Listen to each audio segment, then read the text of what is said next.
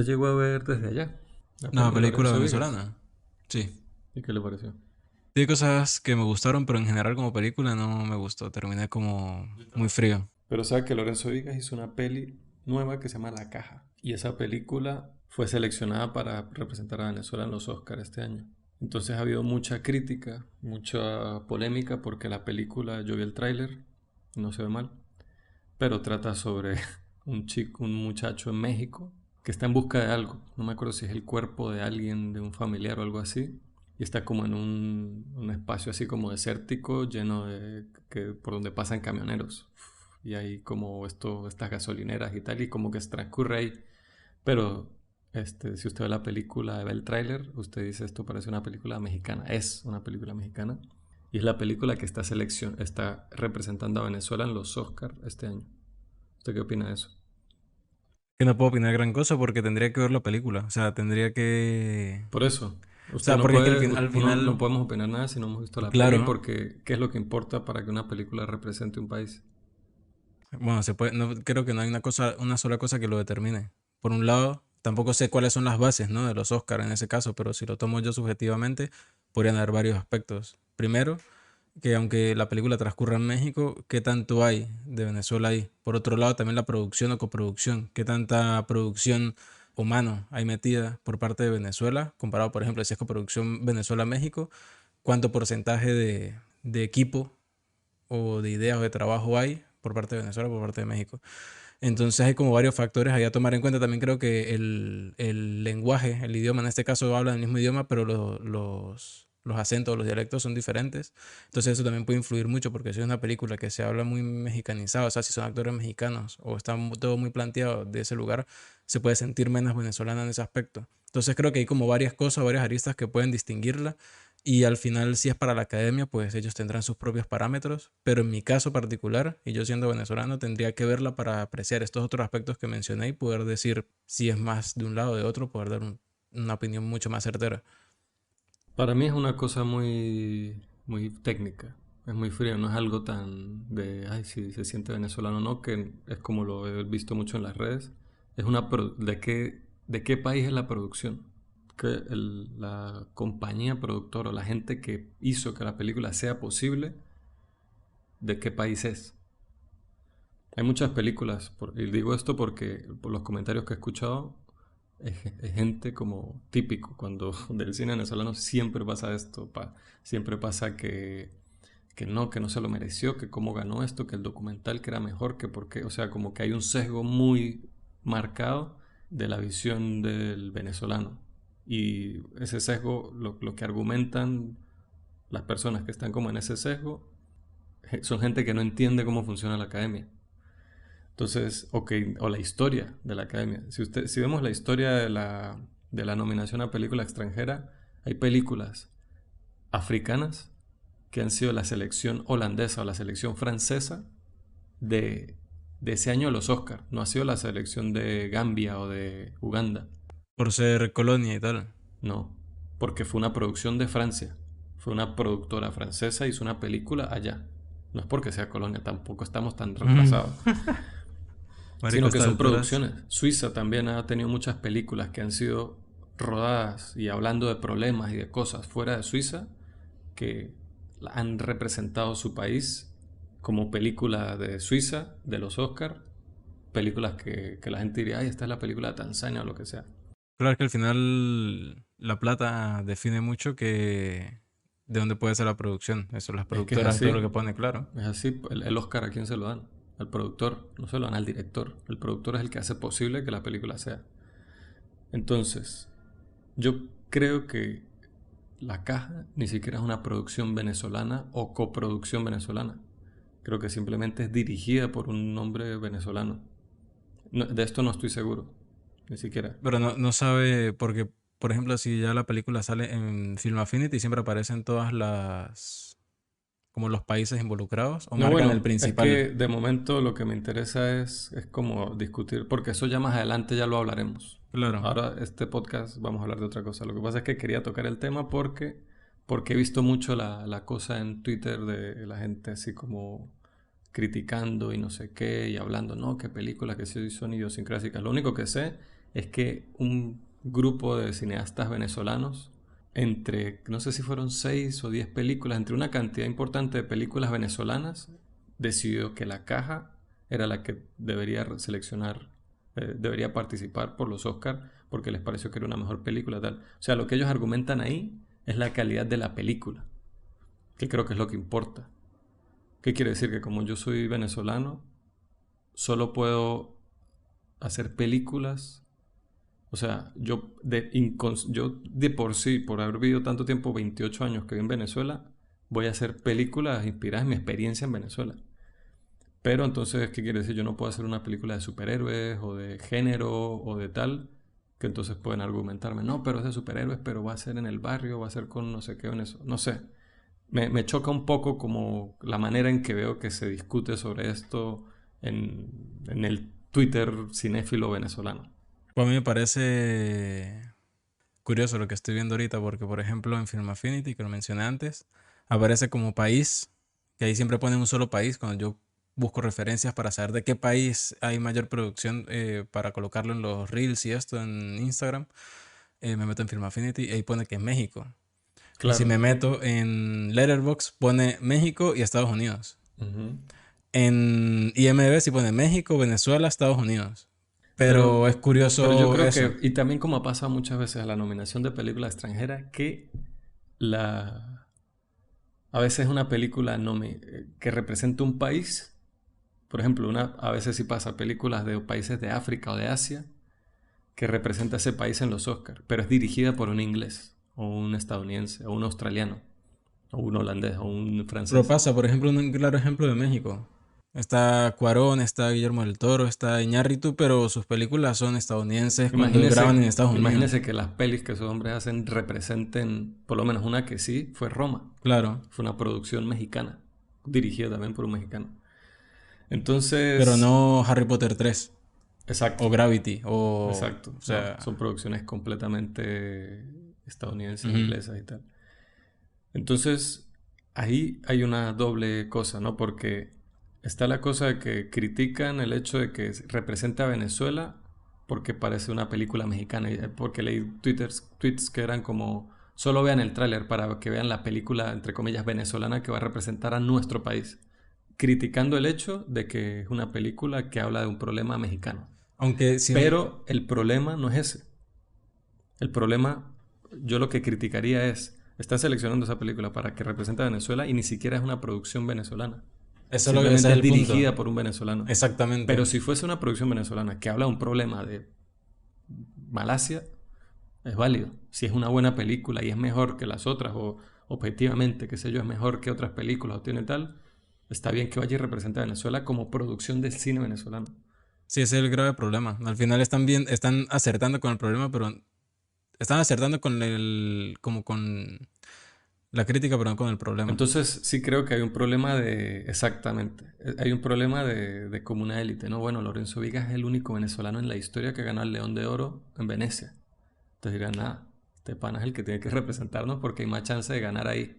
Y yo por lo menos, desde aquí es muy difícil, sabemos que las películas venezolanas es muy difícil verlas si estamos fuera de Venezuela. Las películas venezolanas nosotros las veíamos en el Festival En de el Cine festival, Venezolano sí. y me han hablado compañeros que han ido, amigos que fueron al festival y me han hablado de películas brutales que estuvieron en el festival, me han hablado del nivel que ha subido, de las cosas buenas que han salido, qué tal. Y entonces, si es como una cosa siempre de que no, es que es el chance más cercano de llegar a la nominación. Y yo, como que no. Eso es realmente importante al Es final. como que la Macarena es la mejor película venezolana. Y ya está, venezolana, que sea venezolana. Al final, por ejemplo, de hacer una película, usted, yo, quien sea, acá, jamás sería una película venezolana. Por mucho que, A menos que sea a coproducción. menos que sea, a menos que sea producción, pero hay más alternativas, hay más posibilidades de que termine siendo una producción española o española Va a ser venezolana, pero va a ser una va a producción ser una principalmente producción española. española a pesar de que la dirijamos Y a nosotros. pesar de que usted cuente una historia que sea completamente venezolana, igual seguiría siendo una producción española. Pero bueno, sí, exacto. Pero si cuento una historia completamente venezolana, probablemente tendría coproducción venezolana. Probablemente. Bienvenidos a Séptima Estación. Mi nombre es Cristian Márquez. Yo soy Jesús Baclini y esto es un podcast sobre cine. Hoy, ya cambiando el tema radicalmente, vamos a hablar de una de las figuras más importantes de la historia del cine. O sea, pocas personas, pocos individuos han dejado una marca tan importante en el cine. O sea, nosotros podemos hablar de muchos directores que nos encantan hoy día, de nuestros directores favoritos de hoy día. Esto lo estaba hablando con una amiga. Puedo hablar de Asghar Farhadi, de Park Chan-wook, de Bong Joon-ho, pero no, ni siquiera Bong Joon-ho, de Joachim Trier, Thomas Vinterberg, de Thomas Vinterberg. Villeneuve. Si nosotros sacamos a ellos de la historia del cine, no tendría tanto impacto ninguno como lo tendría si sacamos a Godard de la historia del cine. Hay un antes y un después del cine de Godard. Hay un antes y un después de la primera película de Godard. Si Godard hubiera hecho una sola película, que es su primera película, y no hace más películas, igualito hubiese sido determinante en la historia del cine. Lo cambió todo. Hay un antes y un después, más allá de que sea que les guste o que no les guste. Muy por encima, hacer un repaso por la vida de Godard o como el contexto en el que creció Godard, solo para tener un punto de referencia, ¿no? Godard nació en París el 3 de diciembre de 1930 y era hijo de un médico franco-suizo y una madre rica, muy religiosa. Es decir, que creció en una familia como bastante segura, bastante cómoda. En su pequeña burbujita. En una burbuja, exacto. Él exactamente creció en una burbuja. Sus padres eran simpatizantes alemanes. Damn. La familia pasó la Segunda Guerra Mundial en Suiza. Los abuelos maternos de Godard eran abiertamente antisemitas, además. Entonces, yo no sabía eso, solo supe preparándome para este podcast y me pareció bastante interesante porque sé que Godard, que bueno, como suele pasar, era muy de izquierda, extremadamente de izquierda. Pues qué buena influencia familiar para ser cineasta, la verdad. Sí. Entonces, él rechazó mucho, él básicamente se fue de su casa, o sea, se fue como que se separó mucho de su familia. Por esto mismo, porque tenía ideales muy distintos, que suele pasar, ¿no? Uno suele desarrollar muchas veces, como muy típico, irse en lo opuesto a lo que uno crece, a la familia de uno, ¿no? Otra cosa muy importante y muy marcada de Godard antes de hacer cine es que fue uno de los fundadores y protagonistas de la revista Cahiers du Cinéma, que es una de las revistas de cine o de, ¿cómo decirlo?, de medios que hablan sobre cine más importantes de todos los tiempos.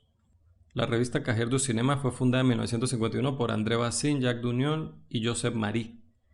Pero la generación de Godard, de Cahiers du Cinéma, que fue a final de esa década, estaba conformada por Eric Rohmer, Jacques Rivette, Claude Charbol y Francois Truffaut, además de él mismo. Siendo combo. Entonces, antes de seguir hablando, quiero aclarar algo, ¿no? Nosotros queríamos hablar de Godard por lo importante que él es para la historia del cine. Pero, siendo muy honestos, ni Jesús ni yo somos fanáticos número uno de Godard. Yo aprecio mucho lo que hizo Godard en la historia del cine, pero he visto varias de sus películas y de verdad que no es un director con el que yo conecte demasiado. Ni siquiera de la nueva ola francesa no es mi favorito, y en el cine francés ni de cerca, y en el cine francés de esa época ni siquiera. Entonces yo me tuve que apoyar mucho de opinión de amigos, gente que escucha el podcast, gente cuyo criterio respeto mucho, cinéfilos y cinéfilas, que me hablaron de sus experiencias con Godard. Además de eso, también leí críticas y como ensayos y artículos que hablaban sobre Godard. Uno de esos artículos que me pareció muy interesante fue de J. Oberman, que lo cito. ¿Cómo llegó Godard a personificar el medio?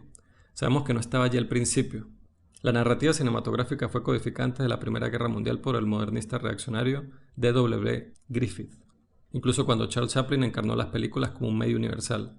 Godard tampoco fue el primero en manipular la plantilla de Griffith. Las reglas habían sido reinventadas por los teóricos del montaje soviético, por el enigmático Oscar Michuk y por los cineastas clandestinos estadounidenses. Pero, viendo compulsivamente películas en la Cinemateca Francesa en los años posteriores a la Segunda Guerra Mundial, Godard se dio cuenta de algo. Cierro la cita aquí. Esto es importante lo que está diciendo él aquí, porque a Godard hay que darle muchísimo crédito, pero las cosas que él reinventó no fueron no son siempre las cosas que todo el mundo le da el crédito de que él reinventó. Ya muchas de estas cosas se habían experimentado y se había jugado con ellas, y Overman lo señala aquí. Pero es importante saber que Godard tenía el contexto de todo esto, de todas estas cosas que ya se habían hecho. Cito a Overman de nuevo. Godard extendió la historia del cine como un texto para ser referenciado, criticado y revisado. Que eso, cierro. Aquí también me siento identificado en ese con Godard, porque nosotros de alguna manera empezamos así. Nosotros somos muy cinéfilos y ahora no somos, yo no diría, no me gusta llamarme crítico de cine, pero nos gusta hablar mucho de cine. Hablo otra vez de Overman. Al ingresar al campo con un sentido completamente desarrollado de la evolución del medio, fue el primer cineasta en reconocer que el periodo clásico del cine, con su edición perfecta, construcción narrativa directa y audiencia masiva dedicada, había terminado y una nueva era de un nuevo tipo de cineasta había comenzado. El cine necesitaba al intelectual del cine que ejerciera la capacidad de repensar su medio con cada nueva película. Cinéfilo antes de ser crítico y crítico hiperobsesionado antes de ser cineasta. Godard creó este papel y se eligió a sí mismo. Me encanta esto, o sea, cierro términos de citar a Overman. Esto fue todo lo que pasó, todo lo que él estaba consumiendo, todo lo que él estaba pensando antes de hacer su primera película. Y esto fue lo que pasó con este grupito que mencionamos. Romer, Rivet, Charbol, Truffaut, Godard dijeron ok, ya estamos un poco hartos, sobre todo del cine francés que se estaba haciendo en la época, que estaba dominando las taquillas, que era como una especie de copia barata, decían ellos, del cine comercial estadounidense, el cual ellos no rechazaban por completo. Ellos eran super fans De Hitchcock. de Hitchcock, por ejemplo, y del cine negro, de Nicolas Rey. Nicolas Rey fue súper influyente para el cine de Godard, que la película más famosa de Nicolas Rey es Rebelde sin causa. Específicamente esa película fue de las más Ujú. influyentes en el movimiento De de la la nueva nueva ola. ola francesa. Entonces ellos dijeron, tenemos que hacer las películas, tenemos nosotros, si queremos un cine diferente, nosotros mismos somos, nadie más lo va a hacer, sino lo tenemos que hacer nosotros.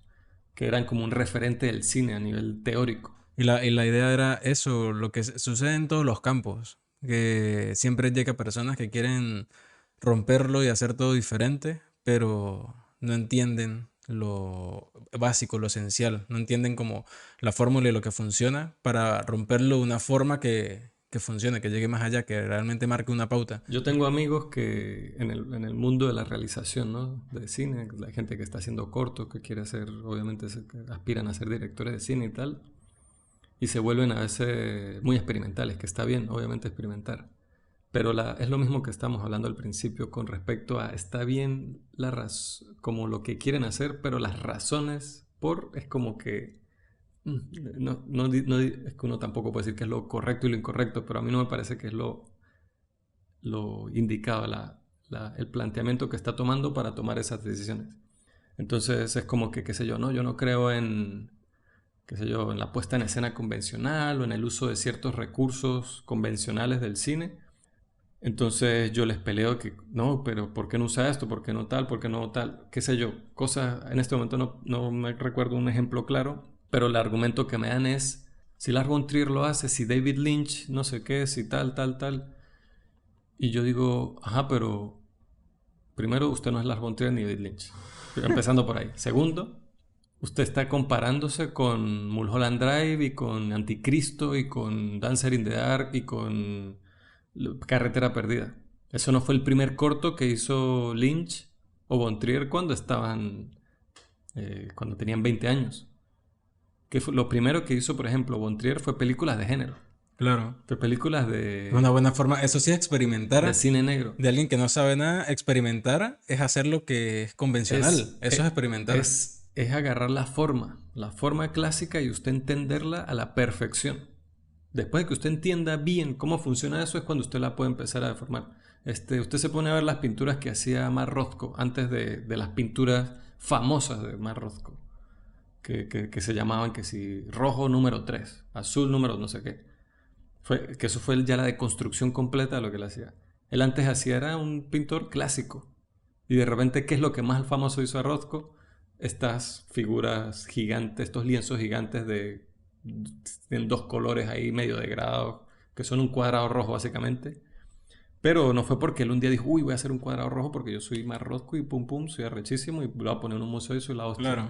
No, fue que él llegó a un punto, o Picasso. O sea, Yo estaba pensando en Picasso ellos también. llegan a un punto en donde conocen también la forma tanto que lo que le pasa mucho a ellos es que se aburren o que sienten que ya hay algo que hay que cambiar, hay que disruptir, hay que romper con algo. Y eso es lo que hacen, pero después de que ellos ya entienden, son teóricos, son gente, en el caso específico de Picasso y de Rothko, son personas que entendían muy bien la historia del arte y a nivel técnico, a nivel teórico, a nivel expresivo, todo. Y que esos son procesos que llegan con el tiempo y con la edad. Yo siento que estos artistas que mueren jóvenes, el famoso Club de los 27, por ejemplo, o muchas otras personas o artistas, literatos, músicos, cineastas, etcétera, que mueren jóvenes, y uno se pone a pensar cómo, o sea, qué estarían haciendo si siguieran vivos a los 50, 60, 70 años. O sea, durante todo ese proceso, cuántas cosas hubiesen experienciado y experimentado en su vida y en lo que hacían para llegar a un punto en el que sus obras maestras realmente tal vez nunca las lleguemos a ver, nunca las hubiésemos visto porque murieron. Pero siento que esa etapa del proceso y vivir el proceso y saber que el proceso muchas veces ni siquiera son decisiones tomadas conscientemente. Más como que el artista En el tenga un caso, proceso, creo que el proceso se va creando mientras el artista va pero en andando. el caso de lo que usted está diciendo, de este Club de los 27 sí creo que es así, que no es algo tan consciente. Pero de lo que yo estoy hablando es mucho más consciente. Picasso, Rothko, incluso Godard. Y sin embargo, Godard fue muy precoz. Godard hizo antes de los 30 su primera película. Pero a lo que me refiero con esto no es que sea una cosa onírica, espiritual, que los llevó a deconstruir su visión del mundo y plasmarla de esa manera, sino que al final obviamente hay decisiones de por medio. Usted habló del aburrimiento, como que se aburrieron de hacerlo de una forma y empezaron a buscar cómo romper eso.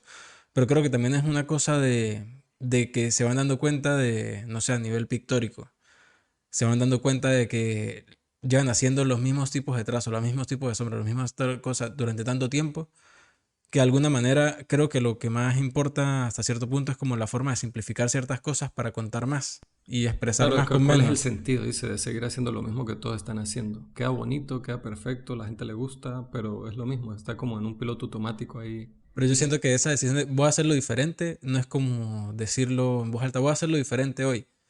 Creo que es un proceso que es muy extenso y muy largo Claro, y que se va como generando muy orgánicamente. No pasó, por ejemplo, Picasso de hacer un retrato hiperrealista suyo al otro día hacerlo usted a través de cubos, líneas rectas, no, triángulos y pero colores hubo un planos. momento clave de que él dijo, estoy ya, o sea, tengo que romper con algo. Marrosco sé que tal cual es así, Claro, está escrito eso, hay un ensayo sobre eso. pero hay transiciones, cortas o No, largas, pero claro, siempre hay un proceso de eso. Entonces, cuando estamos hablando de estos cineastas como más jóvenes que están empezando, que están en la escuela y quieren y tirárselas del día uno de Kubrick y de claro, y al Von Trier final y yo tal. siento que la mejor forma, porque ¿qué es experimentar? La misma palabra lo dice, es ganar experiencia. No sé cuál es la etimología de la palabra, pero habla de la experiencia. Y experiencia es, esta gente cuando uno habla que eran experimentales era porque estaban ganando experiencia a través de lo que ellos desconocían, probando cosas. Pero también se gana experiencia haciendo cosas que ya están planteadas, que ya existen, que ya se saben para entenderlas. Claro, y si nunca las ha hecho, si no cree que no, que eso así es como lo hace todo el mundo, ajá, pero usted lo ha hecho. Usted ha hecho lo que hace No todo el sabe mundo. cómo se... Usted no Exacto. sabe ni siquiera cómo se hace lo que hace todo el mundo. Entonces hay que pasar por ahí para tal. Pero nada, el punto es que ellos, a pesar de que no habían hecho películas, eran estudiosos intelectuales de la forma y de todas las convenciones del cine, de todo esto, y dijeron vamos a hacer, que fue un experimento muy arriesgado, una película donde, además de que lo que la querían hacer más accesible, también por los recursos con los que ellos contaban. O sea, accesible me refiero a nivel de realización. Ellos no querían meterse al sistema de estudios como era con Hollywood, no querían, no trabajaban en sets, no trabajaron con, bueno, con grandes estrellas sí trabajaron, pero, por ejemplo, trabajaron mucho con luz natural, mucho con espacios, ¿cómo es? Locaciones reales. Y hablaban mucho o sea, no hablaban de algo gigantesco. Se podría decir que incluso los temas, hablando específicamente de Godard, eran un poco frívolos.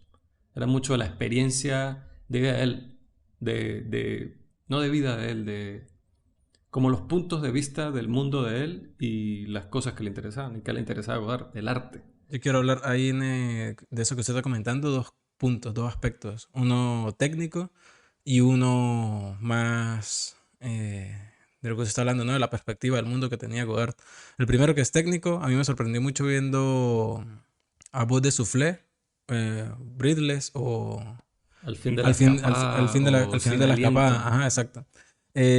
Habían tomas, habían escenas que estaban grabadas en espacios que me parecía bastante curioso cómo lo habían hecho, porque en esa época las cámaras no eran de bolsillo particularmente, pero eran espacios muy cerrados y obviamente al trabajar que no habían sets montados, escenarios montados o no habían estudios que, a ver, por ejemplo, escenas en carro, escenas ahora no recuerdo ahorita alguna otra en específico que fueran espacios muy cerrados, me puse a pensar cómo. Y curioso que Raúl Coutard, que fue el cinematógrafo de la película, influyó en muchos avances respecto a las cámaras para hacer esa película en específico, Sí, eso es verdad, lo había olvidado. en cuanto al tamaño de la cámara y al uso de rollo de 18 milímetros que hasta ese momento se usaba solamente en fotografía. Entonces me parece importante que a pesar de que no fueran producciones en las que se le invertía muchísimo dinero, como sucede hoy en día, que hay avances tecnológicos a nivel de cine, de cámaras, de sensores, de un montón de cosas, porque las producciones lo requieren, pero hay plata para invertir en ellas porque saben que van a generar mucho dinero. Y aquí hubo ese avance, a pesar de que obviamente lo necesitaban, había una necesidad, pero no era algo con lo que esperaban ganar dinero, querían era hacer esto Era adaptarse a sus circunstancias. y tener la voluntad de hacerlo, que me parece muy Es que importante, no eso solamente a nivel de ideas, porque estamos hablando de que Godard influyó en eso, sino a nivel técnico también, a nivel de equipos, a nivel de muchas de cosas. espíritu. Yo siento que la French New Wave inspiró a una generación completa, varias generaciones completas de cineastas por el espíritu rebelde de querer hacer cine, sea como sea, y lo hicieron como les dio la gana. Me recordó un poco en sentido contrario a Ed Wood, que Ah, esa película a mí me encantó. Creo mi favorita de Tim Burton, lo dijimos en ese episodio en el que hablamos de ella. Y cuando usted dijo el espíritu, de una vez me acordé de ella. sí, sí. Y el otro aspecto que quería hablar de las ideas, algo que me di cuenta, no sé si es que no va a pensar que solo yo lo noté, pero cuando vi ensayos o busqué cosas para leer sobre Godard y su cine, me di cuenta que este tema no se había tocado. Y a ver, yo no he visto mucho cine de Godard, pero en lo poco que vi y leyendo sobre otras películas de él, otros trabajos de él, incluso viendo títulos de otras de sus películas, hay un discurso muy claro respecto a la visión del hombre y la mujer en su mundo, en la sociedad en la que él vivió o en la sociedad en general, que me parece muy importante. Sobre todo en esta película, en La Voz du Soufflé, hay un discurso muy marcado de la perspectiva del hombre hacia la mujer y de la mujer hacia el hombre y de muchos personajes diferentes, dando opiniones diferentes, pero siempre está muy marcado eso, el hombre esto, la mujer esto, el hombre aquello, la mujer aquello. Y me parece muy llamativo, primero que exista ese discurso allí de una forma tan explícita y que no se hable a menudo a menos cuando se habla de esta película en específico, pero esa perspectiva Pero ¿cuál es esa visión que tiene el hombre y de la mujer? ese es el punto, no hay una perspectiva, está sacando los temas a colación, pero no da una opinión en específico. Es como deja los temas ¿Pero qué o las ideas temas? sobre Es la que no mesa. entiendo a qué se refiere. Los roles. En esta película, Por eso, pero me está constantemente, diciendo que hay roles muy marcados del hombre y la mujer o que simplemente en la película está discutiendo sobre esos roles. estoy hablando de que en la película se habla de los roles, porque es que los personajes que hablan de eso no siempre dan una opinión todos iguales. Todos los hombres piensan que las mujeres son esto, o todos los hombres piensan o todas las mujeres piensan que los hombres son esto, sino que cada uno de los personajes que está hablando de ese tema tiene cada uno una opinión respecto a la mujer en la sociedad, al hombre en la sociedad, o incluso a la relación hombre-mujer en la sociedad. Y eso me parece, a ver, no es que me impacte, pero sí me parece que es un aspecto que está muy marcado en la cinta y que no se habla de ella, de ese aspecto cuando se habla de esta película, por ejemplo. Y es curioso porque al final hay cosas bastante fuertes, sobre todo hoy en día, e incluso me hace pensar que me hubiese gustado haber visto esta película en esa época, porque ahí uno entendería un montón de cosas más. Pero hoy en día hay cosas que muestra la película que son bastante Políticamente incómodas, incorrectas. exacto. Sobre todo el personaje Belmondo. de Belmondo, O sea, el actor es de Jean-Paul Belmondo. Belmondo. Ujú. Desde que empieza uno sabe que él es un maldito. O sea, él es un tipo que roba carros, mata a un policía y está intentando huir mientras roba a una chica que conocía antes y intenta cortejar a otra que conoció hace poco y se quiere escapar con ella. Esa es prácticamente la sinopsis de la película. Y hay unas opiniones que él tiene respecto a las mujeres, pensamientos, ideas, que son bastante turbias. Y sin embargo, el personaje de Patricia, que está interpretada por Jan Seberg, también tiene opiniones respecto a las mujeres a sí mismas que dejan mucho que pensar, ¿no? Tanto positivamente como negativamente. Y yo digo positivo y negativo desde mi punto de vista social actual, ¿no? Pero ese discurso me parece muy importante. Obviamente se habla del Godard político, del Godard revolucionando la forma del cine para contar la historia de los temas que quería hablar. Y esto creo que se deja un poco de lado y me Yo parece estoy de acuerdo con importante. eso y lo quería tocar ese tema más adelante al hablar ya de las películas que vimos recientemente de él. Que bueno, en la filmografía de Godard fue muy extensa y nosotros de momento solo nos vamos a enfocar a hablar del cine que hizo en los 60, que es probablemente una de las décadas más prolíficas y más impresionantes que ha tenido un cineasta en la historia. En los 60 la cantidad de películas que hizo y lo influyente que fueron esas películas y que siguen siéndolo. Pero tomando en cuenta lo que usted dice, quiero citar a Víctor Erice, director de cine español. Escribió un artículo muy bueno al morir Godard. Un poeta que se ha resistido a separar el arte de la investigación. Eso me parece muy importante.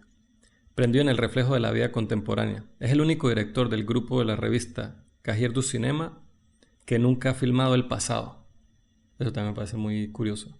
Es el único que siempre hizo películas sobre el presente, sobre su actualidad, sobre el presente. Nunca se fue a hablar de su infancia o de un hecho histórico o de una adaptación de algo que pasó antes, sino si se adaptó algo, lo llevó a su presente. El propósito inicial de los directores surgidos de la página de Cahiers no fue otro que devolver a la imagen cinematográfica su naturaleza esencial, despojándola de lo ornamental y lo superfluo. Que bueno, ya hablamos un poco de todas estas decisiones que él tomó, técnicas y todo eso, ¿no? Pero eso de la actualidad me parece importante con respecto a lo que usted está diciendo, ¿no? De no sé cómo llamarlo, los roles de género, que esa frase la digo y simplemente me da como que habían en sus películas, pero si hay un patrón definitivamente lo hay. A mí también me pareció muy curioso de tantas cosas que leí y todo esto, al mismo tiempo que iba viendo las películas y que ninguna de esas cosas mencionaba estos elementos. Y porque en sí las películas de Godard generalmente no hablan mucho, digo, cuando se habla de Godard generalmente no se habla mucho de la, no sé, o sea, sí se habla de las historias y de los personajes, pero no, como que no es lo que importa. Bueno, y lo que importa en esas películas, más allá de como lo interno del personaje, lo externo, lo que hace, Eso, la exacto. Es acción. como algo externo y es como un estilo y forma. Se habla mucho del estilo y la forma de Godard. Yo voy a empezar a hablar un poco de las pelis que vi.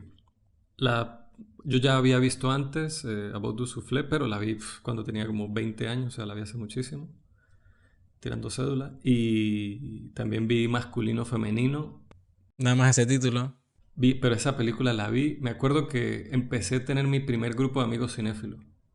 Yo, existen más que yo, wow, estaba así todo emocionado. Y uno de esos amigos me pasa Godard. Fue la primera vez que veo algo de Godard. Y yo como que había escuchado el nombre de él. El perro de Jimmy Neutron se llama Godard. Sí, yo estaba muy chamo, muy joven. Y no había visto así cine fuera de lo convencional. Creo que ni siquiera había visto, bueno, quizás sí había visto Pulp Fiction y esas cosas, pero me pasan masculino femenino de Godard y o sea, era la primera vez que yo veía una película tan extraña. Hoy día he visto cosas 10.000 veces más experimentales o raras o tal, pero otra cosa curiosa es que el cine de Godard, sobre todo de los 60, porque no puedo hablar de más allá, es muy de viñetas. Le interesa mucho el plano específico y esa escena específica. No, la conexión que tiene como un todo no necesariamente es tan importante. Le importa en particular este momento y cómo se ve y qué están diciendo y qué energía tienen y si es cool y si no. Lo hablé con una amiga, estaba hablando y yo dije es que Godard en el mundo cinéfilo como el chico malo de la clase, como el chico cool. Chico cool que hace las cosas mal pero igual todos quieren ser amigos de él. Algunos no les Ujú. cae también, no tienen los mismos gustos que él, pero igual quieren ser amigos de él porque él es cool. A mí, yo estaba reflexionando un poco sobre eso y estaba pensando en esta frase de es más, el todo es más que la suma de sus partes. Y este no es el caso. En este caso creo que vale más cada parte que el todo completo. Así es.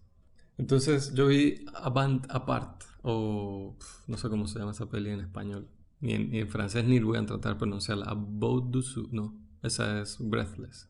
Ujú. Bonaparte, creo que es francés, algo así. Esta peli trata se centra en tres personajes que lo que tienen, que la manera en que se conocen es que todos van a una clase de inglés. Es una chica, Band of Outsiders en inglés. Band of Outsiders. Es una chica y dos chicos. Entonces, la chica está como saliendo con uno de los chicos, pero el otro chico también gusta de ella y parece que ella también gusta de él. Entonces la chica vive como en una casa, arrendada en una habitación. Y los chicos se enteran de que es una casa de una persona adinerada. Entonces se aprovechan un poco de ella y la convencen de que los ayude a robar esa casa. Entonces tiene una...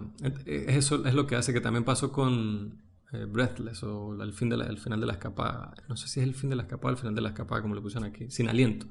Es que son como estructuras similares a las de la novela negra estadounidense, pero las vuelve como juveniles de los 60, francés, artístico. O sea, es como que le da todo ese twist. Es que si no lee la sinopsis, uno se imagina algo totalmente diferente. Totalmente diferente. Y al final es como esta capa sobre capa sobre capa, porque hay capa de discurso. Exacto, porque esa sinopsis no es importante. No importa tanto. La peli, yo digo que trata de eso, pero bueno, eso es lo que va la historia, pero eso no es lo importante de la película. Lo importante es eso, es cada momento individual. Yo creo que las dos escenas más famosas de esta película son escenas donde los tres personajes están pasando el rato. Una de esas, famosísima, un baile que hacen en un bar, que es otra cosa interesante del estilo a nivel así como más técnico, narrativo de Godard, es como él interrumpe constantemente la banda sonora. Él lo saca Muchísimo. constantemente. Ellos están bailando, ponen una canción en la rocola y se ponen en el bar a bailar, una coreografía que se saben los tres.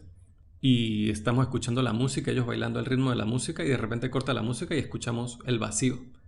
Que lo que me hace pensar a mí es, claro, así fue como ellos lo grabaron. Ellos aprendieron los pasos y lo grabaron así, la música la pusieron en postproducción. Y yo automáticamente me voy a eso. En el momento estoy metido en ese momento que es muy bonito, ese momento me hizo sonreír. Fue un momento muy carismático porque es eso, las películas son súper...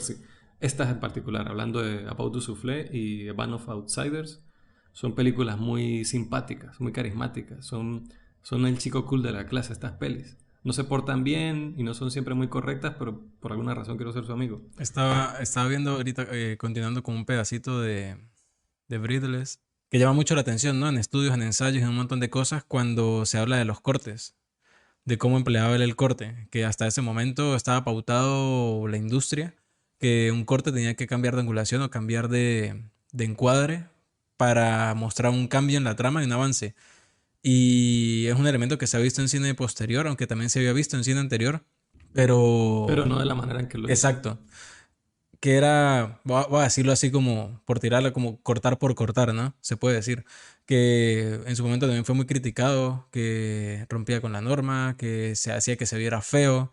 Y él, por el contrario, pensaba que se veía bonito. O sea, decía que le agregaba belleza a la toma. Pero algo que yo analicé mientras lo veía era que se aportaba. O sea, no aportaba solamente belleza, que también me parece bastante pintoresco y tiene belleza dentro del momento en que los usa.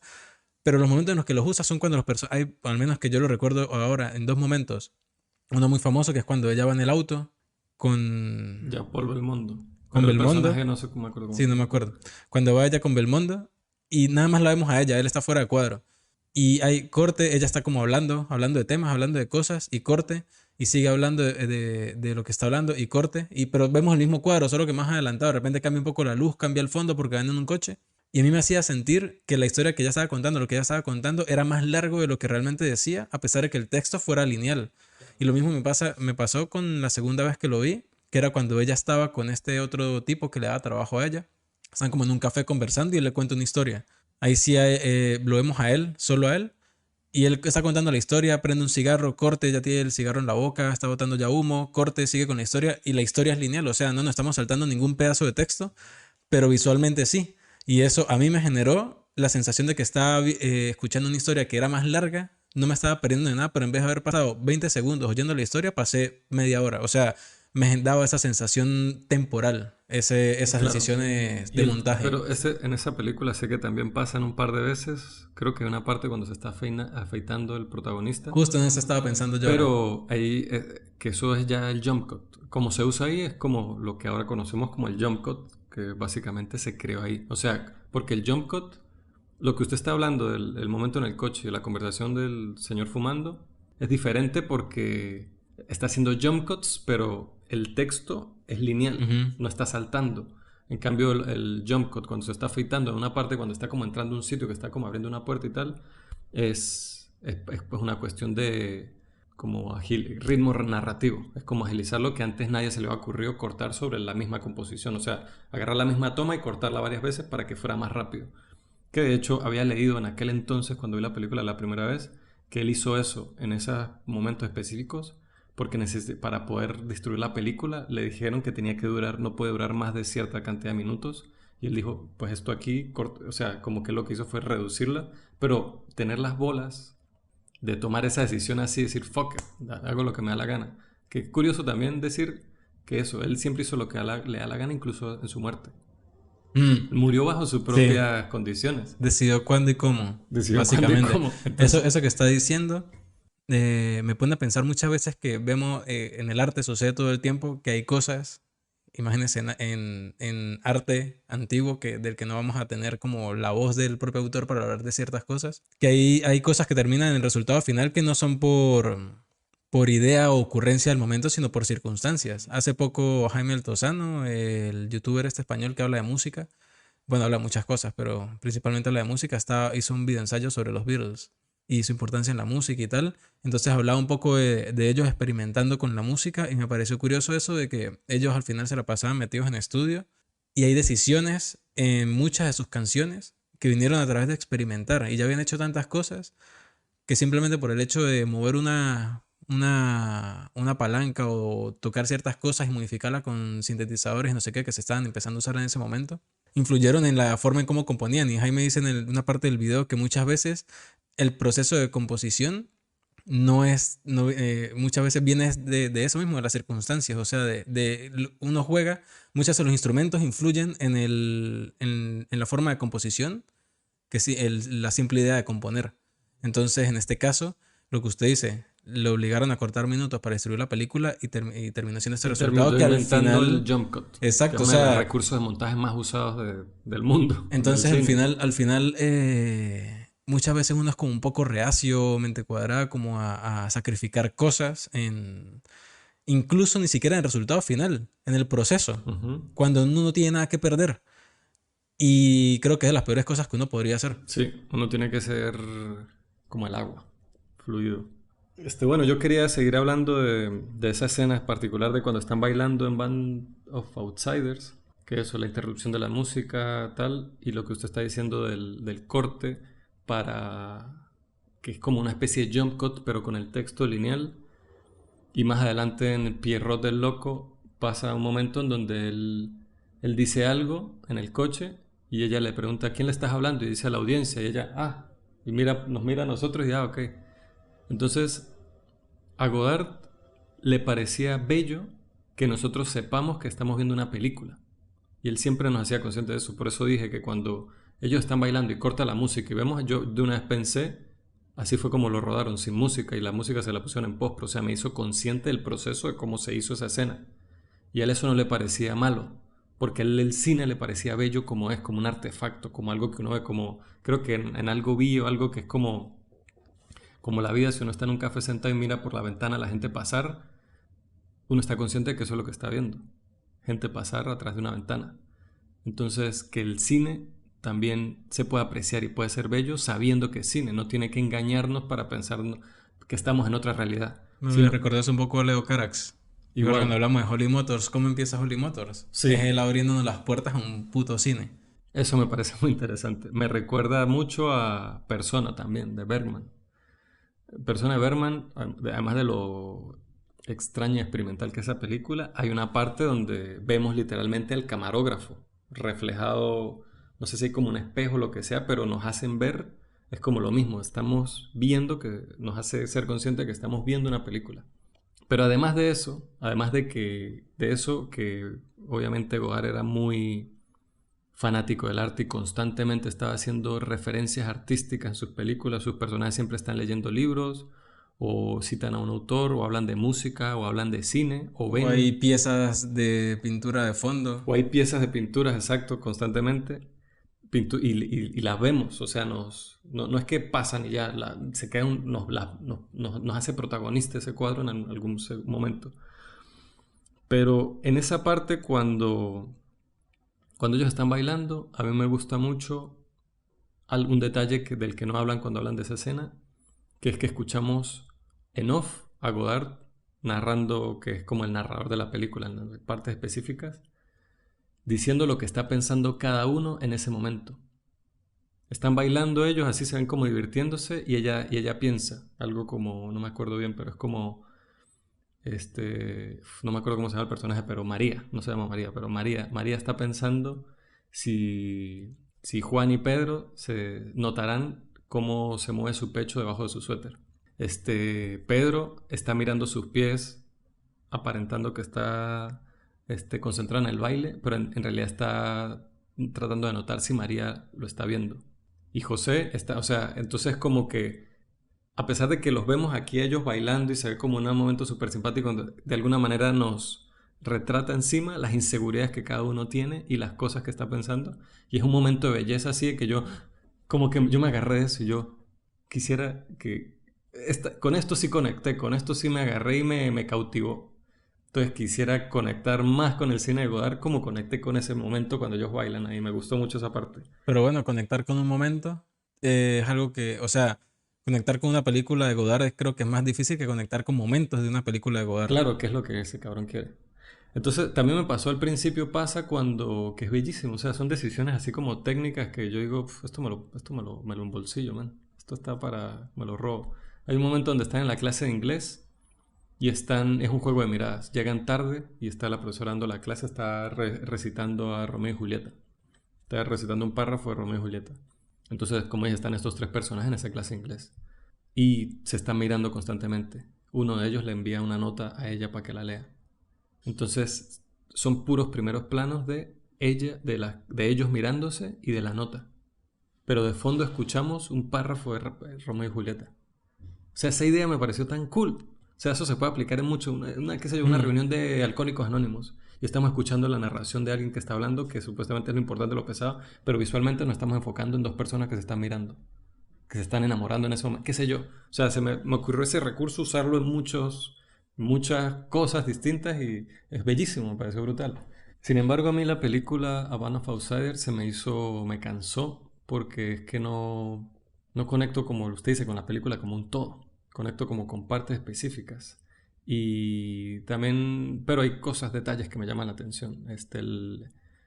Hay cosas que se hacen con los carros, como hazañas, que eso pasa en muchas películas de Godard de las que vi, que son bastante arriesgadas. En sí, stunts, como decir, Dobles, no, stunts, como hazañas de acción bastante con maniobras y tal. arriesgadas que se hacen, donde gente que está cerca de coches, o que salta de coches, o que se monta en coches en movimiento, cosas así, y los que lo hacen vemos evidentemente que son los actores protagónicos, y hacen eso así a lo loco, que hoy día en el Tom Cruise sistema, antes de que existiera Tom Cruise, es básicamente. claro, no en No, un avión, jet, pero igual es riesgoso. O sea, en el sistema claro. de Hollywood de esa época o actual no se puede hacer eso, así como lo están haciendo ellos, porque claro, ellos están haciendo películas como les daba la gana, con bajos recursos, así a lo loco.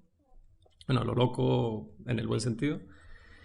Y nada, eso me parece curioso. La otra escena, y esta película yo la conozco gracias a la película Bertolucci de Dreamers. ¿Usted la ha visto? No, pero En hay The cientos de Dreamers imágenes de hablan eso mucho de en cine. Son redes. dos cinéfilos que viven en Francia, y bueno, tres básicamente, y hablan mucho de cine, hacen referencias. Y en un momento ellos hablan de esta película y dicen que quieren romper el récord de estos personajes cuando atravesaron el museo, ¿cómo se pronuncia? Louvre. Del Louvre. Louvre. Ajá. No sé, en mi francés, de verdad que. En 9 minutos y tantos. Entonces ellos dicen, vamos a hacerlo, pero en tiempo más rápido. Entonces juxtaponen la escena de esta película de Godard con ellos tratando de ir corriendo por el museo para romper ese récord. Entonces yo cuando estaba viendo esta película estaba esperando constantemente esa escena porque creí que era algo importante de la trama, ingenuo yo. Entonces, literalmente eso pasa cuando los dos chicos buscan a la chica para ir a hacer el robo y dicen, aún es muy temprano, ¿qué hacemos mientras tanto? Y eso es lo que hacen mientras tanto. O sea, literalmente... pero es eso, son las ideas de momentos simpáticos, momentos, no sé cómo decirlo, es que lo simplifico mucho, si digo simpáticos, bonitos, pero Es como uno recuerda los momentos felices de la vida cuando uno lo ve con nostalgia. eso, exactamente. Él logra hacer de esas cosas, él logra transmitir las cosas que le gusta y que le apasionan, le gusta la música y el baile con los amigos en un bar. Y logra hacer una escena bellísima sobre eso. Le encanta el Museo de la Louvre, pero el Museo Louvre, lo voy a pronunciar así, lo siento, pero también es que como que le quita seriedad y le quita todo el pomponeo al museo por hacer que va a ir al museo para hacer una carrera a ver quién lo recorre más rápido. Entonces eso me parece muy cool de en general de cine Godard y esos dos momentos en esta película en particular me gustan mucho. Y es lo que usted dice, y ligándolo con lo que usted dijo antes, que a él le gustaba como él quería y su cine se reflejaba en el momento presente, y es como tratar de vivir la vida, el presente, como si fuera Eso, eso. es verdad, es un buen punto. Y sus personajes son así. Sus personajes son, al menos hablando específicamente de este cine de los 60 que hizo, es fuck it. Lo que vale es el hoy, el día. O sea, lo que importa es el día a día. En Pierrot del Loco es tal cual eso, o sea, pero tu default, a la falla. Y aquí ya para cerrar, Pauline Kael, que es una crítica muy famosa de cine, muy querida por Scorsese. De hecho, creo que fue Scorsese el que hizo como una serie documental en Netflix dedicada a ella. Uf, espero no estarme equivocando de crítica. Pero bueno, es una crítica muy querida. Ella dijo de esta película, es como si un par de franceses locos por el cine tomaran una novela policíaca estadounidense banal y escribieran la poesía que leyeron entre las líneas. Me parece muy bonito eso. Entonces nada, pero me pasa que ahora hablando de la película, siento como que no, me gustó más de lo que creí. Pero es como el recuerdo y como hablando de estas cosas, estos detalles, como que quizás entendiéndola mejor. Un amigo me dijo, otra de las personas con las que hablé de Godard, me dijo que quizás pasa mucho que cuando uno ve las primeras películas de un autor, las primeras obras, uno le chocan por lo diferentes que son, que tal, pero cuando uno ya lo sigue viendo, es cuando uno como que le entiende mejor y lo aprecia mejor. A mí me pasó, por ejemplo, también con Hirokazu Korea. Es como conocer a una persona. Hirokazu Korea, yo al principio pues un cine, está bien esta película, un dramita ahí y tal. Ahora, puto Dios. Dios, o sea, Dios, Dios encarnado. Entonces, esta peli, pues nada, a mí viéndola se me hizo un poco que es una película corta, pero al final yo ya estaba como que, un poco cansado. Pero tiene momentos de verdad que son icónicos. Sí, a ver, yo creo que podemos casarnos con esos momentos. Más allá de lo que decíamos antes, ¿no? Más allá de la película, hay como muchos momentos y momentos hilados que ayudan como a adentrarse mucho en su cine, en su pensamiento, en su forma de ver el mundo. Y continuando un poco con Pierrot del Loco y lo que usted comentaba antes de la música, me parece muy importante como las capas de música que hay y cómo usa el sonido que muchas veces se siente diegético, otras veces se siente extra diegético y ese juego hace que uno como espectador, lo que usted dijo antes también, se sienta que está viendo una película.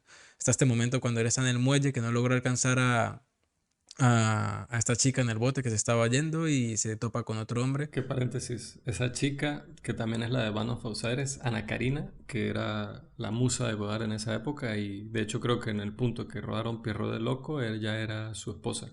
La cosa es que está él en el muelle, se encuentra con este tipo, que también el uso del color en sus películas es muy importante. Aquí, por ejemplo, Belmont está vestido de rojo, un traje, y debajo tiene rojo, y el otro tipo está de traje y debajo tiene azul. Y lo que son blanco, azul y rojo siempre eran muy importantes en sus películas. Dato curioso, la bandera de Francia. Pero la forma en cómo los usaba era bastante llamativa, separaba muy bien como elementos contrastados, encontrados, unidos, y me parece que es algo bastante de apreciar. Pero en este caso estoy hablando específicamente del sonido, porque cuando empieza esa parte, estamos escuchando una canción que este personaje con el que Belmonte se encuentra está siguiendo con la voz. Y eso da a entender que la música que estamos oyendo es diegética, o sea, los personajes la oyen. Ahí hay una interacción, este tipo le cuenta una historia que a mí me pareció triste pero graciosa al mismo tiempo. O sea, la escena es como muy humorística hasta cierto punto.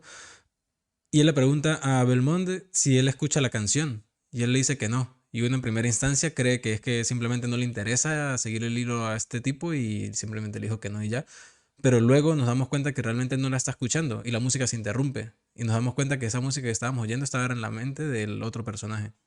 Entonces, Belmonte se levanta, lo deja ahí con sus pesares y este tipo sigue como con la música, volvemos a oír la música y él sigue pensando como, ¿qué hago con estos pesares? Si esta canción me está atormentando todo el tiempo y me parece muy potente ese recurso y cómo lo usó ahí para hacernos sentir cómo se sentía este tipo, en contraste con Belmonte, que sus problemas eran otros, igual que los nuestros también son otros.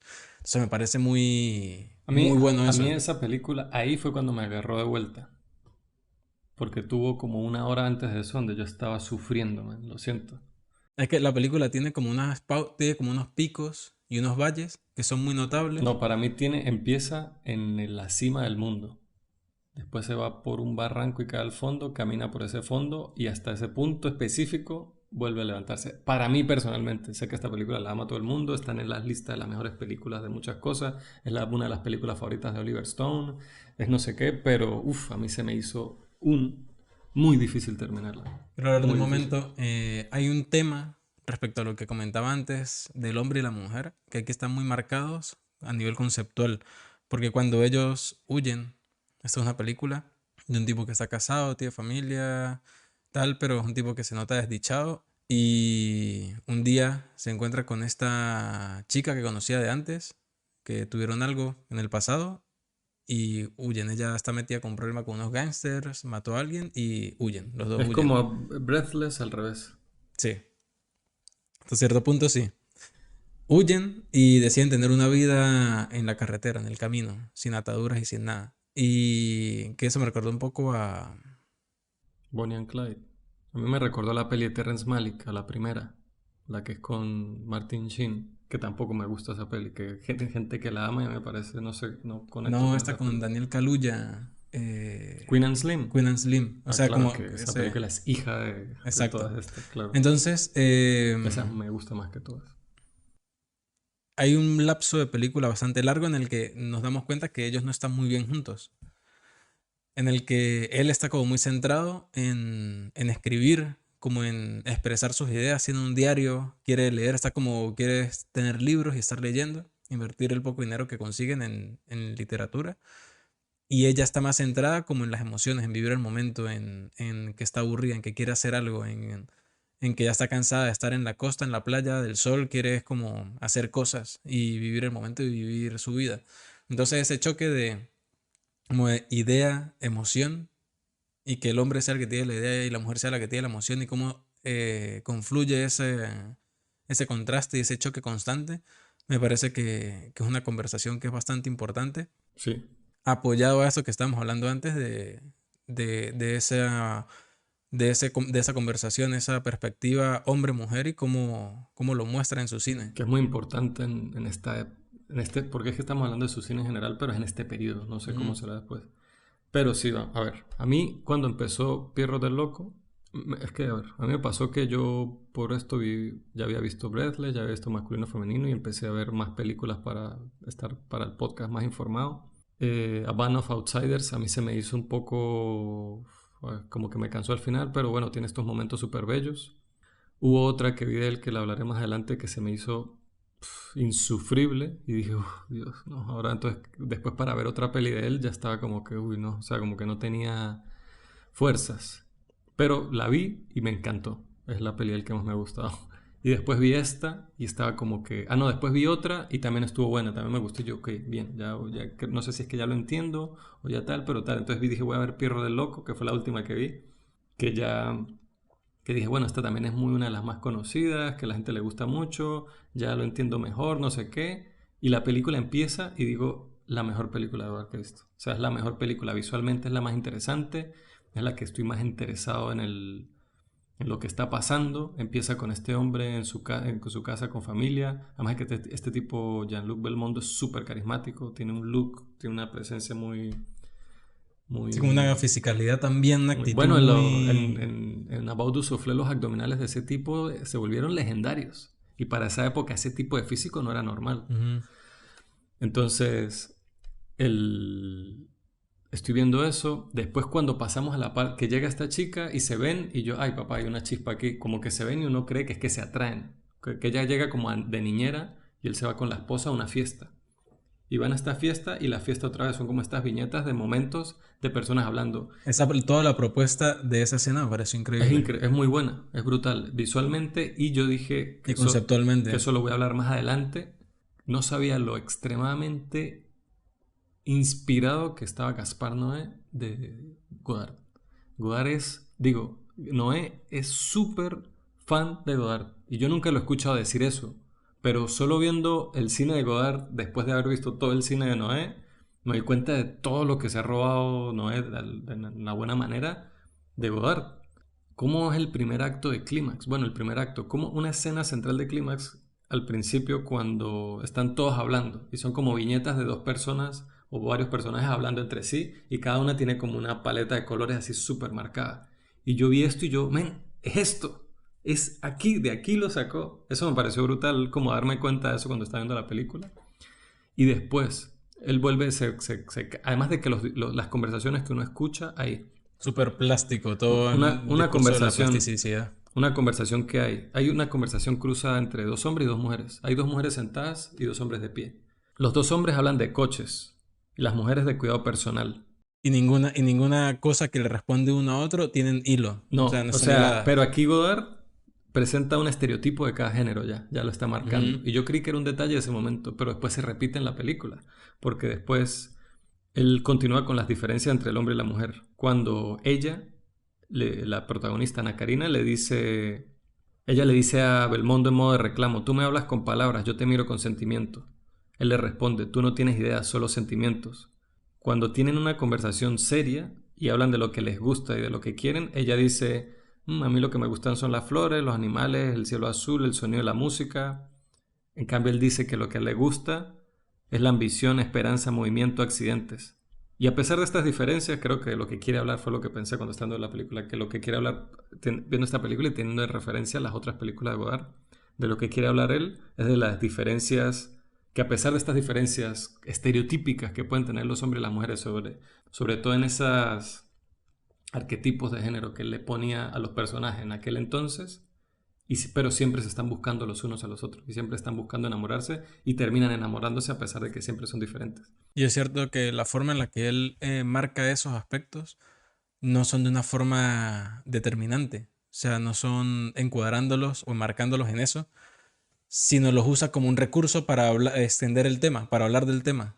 ¿Sí me explico? O sea, ¿Usted cree? yo siento que es así porque no está haciendo que los personajes realmente de alguna manera tengan acciones que repercutan a través de esa esencia en sí en la película. O sea, esa forma de ser, más allá de lo conceptual, no afecta a lo que sucede.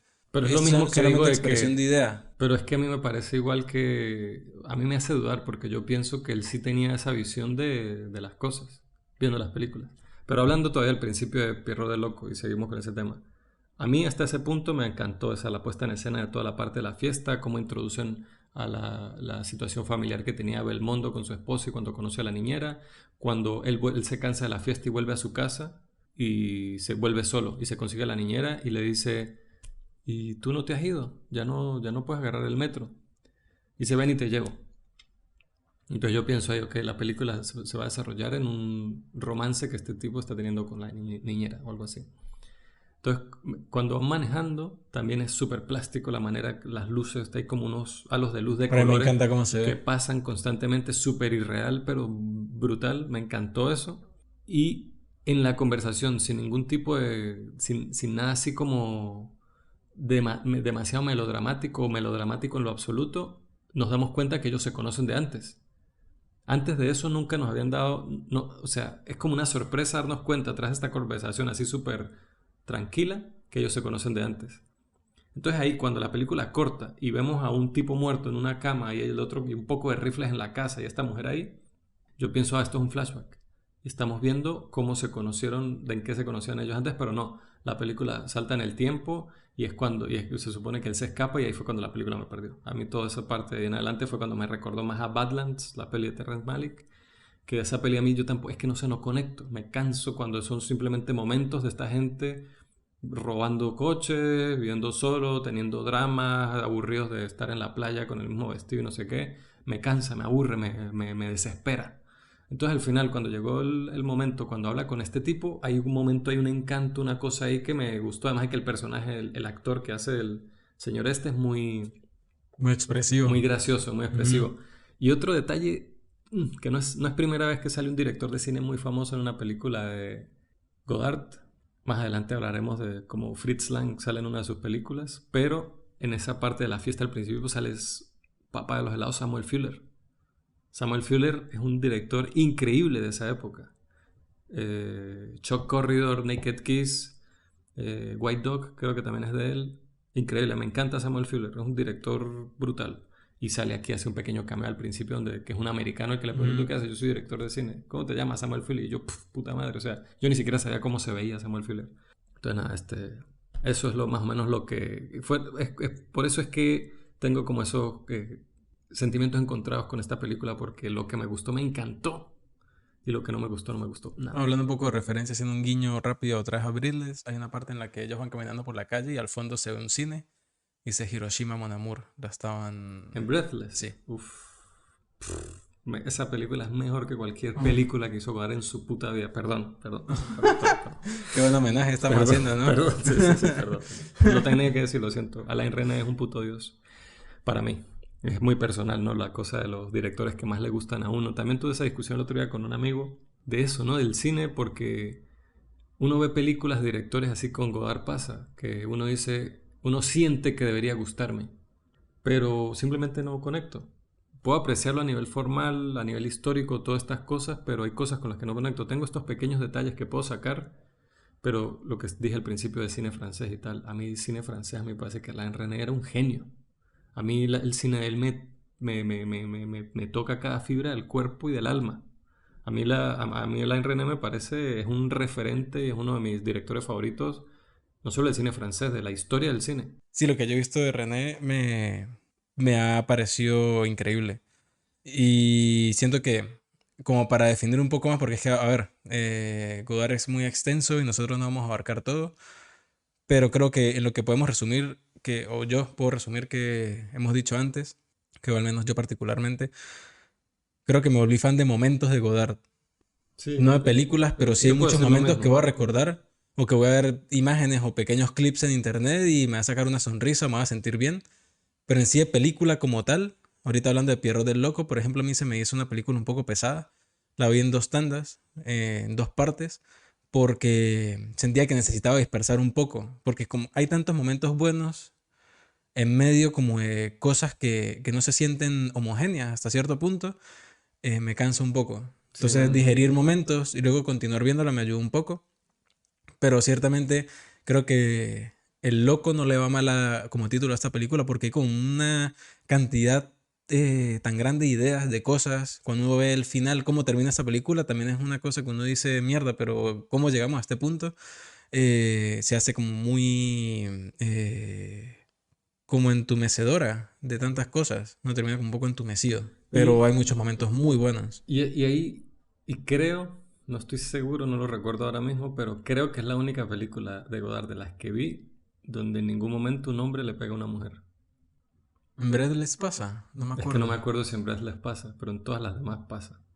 Y pasa de una manera súper casual. En Este, Breathless me acuerdo de ella cacheteándolo a él, ya, pero bueno, que también se lo ya, merecía. ya. Pero eso me perturba un poco, pero trato de entender, qué sé yo, la época o que es una película que quiere hablar o lo que sea. Lo que me choca es la casualidad con la que sucede y como lo que pasa después de que eso pasa. O sea, un hombre le mete una cachetada a una mujer o a una extraña le da una nalgada y, no, y la reacción que hay después de eso por parte de la mujer o de quien sea que esté alrededor Es como que no es un poco indiferente. Es que son muy... A ver, si ahorita hay cosas que todavía se normalizan y que son horribles. Imagínese hace Ya. 60 Pero años. quizás lo que me perturba un poco es lo repetido que es en su filmografía. Que pasa una película en un rato y tal y uno mierda tal. Pero, como digo, de las que vi recientemente, en Pierro del Loco fue la única donde no recuerdo que haya pasado. En Pues todas las demás pasó. eso es denso, eso da mucho que pensar. Sí, Y sobre todo también comparándolo con este discurso que hablábamos antes, que bueno, al final uno le puede dar muchas interpretaciones, creo que también es un poco peligroso escudar ciertas cosas con dándole interpretación artística o el concepto, ideas que se quiera claro. hablar, porque al final uno nunca sabe. Entonces puede tener una importancia discursiva y conceptual, pero también la raíz Pero es de esa que necesidad de contar eso también puede ser otra cosa. y también Entonces, puede ser la cosa que él está hablando de que él hablaba de su tiempo, él ujú, hablaba del mundo actual, cómo él lo vivía y cómo él lo veía. Entonces yo siento que muchos de creo que todas las películas que vi tenían que ver con relaciones, con infidelidades, o sea, juegan dentro de la historia infidelidades, relaciones, mujeres que terminan yéndose con otro hombre sí, a mí me hacían películas, algunas de las películas que me hacían sentir como cosas bastante, o sea, como jodidas, pues es así en esa cosa de esa no solo infidelidad, sino que lo dejan porque este hombre no, qué sé yo, es poca cosa para ella o lo que sea. Que hablando de eso, quería hablar de otra peli que vi de él, que esta peli me pareció muy interesante, que fue Le Méfis, o en inglés Contempt, que quiere decir desprecio, o el desprecio. que ese póster es muy famoso, el Sí. de esa peli. La película abre con una cita de André Bazin, que fue uno de los fundadores de la revista Cahiers du Cinéma. El cine nos muestra un mundo que se ajusta a nuestros deseos. Y sí, o sea, yo creo que esta película coincide con eso que estaba diciendo, de que al menos en esta época de los 60 el cine de Godard se centraba mucho en relaciones amorosas, en especial relaciones amorosas tóxicas o triángulos amorosos complicados. A Band of Outsiders habla sobre eso un poco. Entonces esta película tiene como personaje femenino central a Brigitte Bardot, que era una superestrella en esa época, una de las mujeres más famosas del mundo, era como decir hoy día, no sé, Margot Robbie. Solo que la fama de Brigitte Bardot creo que tenía que ver muchísimo más con su físico. Margot Robbie creo que también tiene que ver mucho con su belleza, pero ella ya ha demostrado que es una gran actriz también. Y Brigitte Bardot, es que no tengo referencia a otras películas de ella, pero en esta película lo hace muy bien. Entonces, los, los personajes centrales de la película son un director de cine, que es Fritz Lang, el que interpreta al director de cine haciendo de Fritz Lang, un guionista y un productor. El director de cine está filmando una adaptación de la Odisea de Homero. El productor, que es estadounidense, quiere cambiarla, lo que le está haciendo, porque es demasiado artístico. Quiere hacerlo más accesible, tal. Típico, ¿no? Y la personalidad del productor es de macho alfa. No es ni asertivo ni agresivo. No es ni asertivo ni pasivo, es agresivo totalmente. Un tipo así que dice lo que tiene pensado que tiene que decir. Si algo le molesta, tira las mierdas. Le hacen una proyección así de unas escenas de la película. Se para y llega una chica, va entrando con unas latas de film y llega y ¡plá! Las tira así por el piso. ¿Qué es esa mierda que acabamos de ver? Y cuando la chica la está recogiendo, las patea. Y va a escribir un contrato, un cheque, y le dice a la chica que se voltee, la pone así como que se inclina y le escribe así en la espalda como si fuese una mesa. O sea, es un tipo, no sé, me pareció despreciable ese cabrón, ese personaje. Entonces uno empatiza mucho con el guionista al principio. Y Clásico la, y también. la esposa del guionista, claro, soy yo. Entonces la esposa del guionista es Brigitte Bardot, que como digo es una mujer despampanante, o sea, es una belleza para estándares sobre todo de la época deslumbrante, ¿no? Entonces el productor, de hecho, cuando habla con el guionista, dice, me han dicho que tienes una mujer muy hermosa, que estás casado con una mujer muy hermosa. Y otra cosa curiosa es que como él habla en inglés y el guionista habla en francés, siempre hace falta que alguien haya un interlocutor, si no, no se entienden.